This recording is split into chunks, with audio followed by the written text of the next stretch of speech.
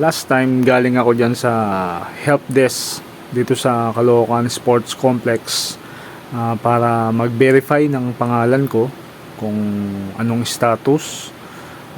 Yun nga status, nakita naman ng Lalamove staff na nandoon naman daw ang pangalan ko, kaya in-encode nila at in-update para sa mga susunod is makasama na raw kami.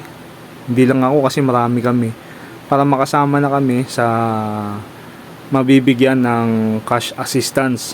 So ganito, konti na lang kami nung mga oras na yun, halos bilang nasa daliri, ilan na lang kami. Nagulat ako, biglang dumami yung pila sa likuran, samantalang sarado na yung gate, bawal nang pumasok. Kaya nagtataka ako, saan galing yung mga tao na yun? Sarado na, ayaw na nga magpapasok ng guard. As in, sarado na yung gate dito sa papasok sa loob. Sabi sa akin ng napagtanungan ko, galing daw siya doon sa Paymaster. Bantakin mo yun mga boss. Madaling araw pa siyang pumila dyan bago makapasok sa Paymaster. Tapos nung nasa harap na, saka sasabihin lang sa kanya na, "Sir, wala yung pangalan nyo dito."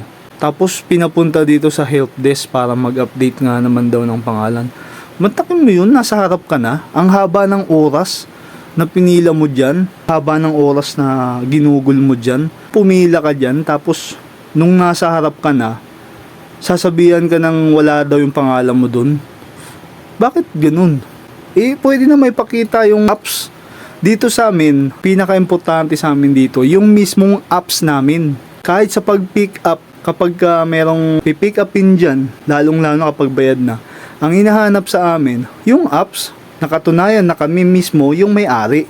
Yun ang gagamitin na pamamaraan para ma-validate. Mas madaling paraan yun. Ewan ko ba kung bakit listahan ng priority nila. Sa atin delivery services, alam nyo naman kung anong importante. Ang pinaka-importante sa atin delivery services, yung mismong apps, pangalan at mukha, pati yung lisensya, di ba? Kaya nakakapagtaka talaga Ando dun na siya sa harapan, hindi man lang pinagbigyan.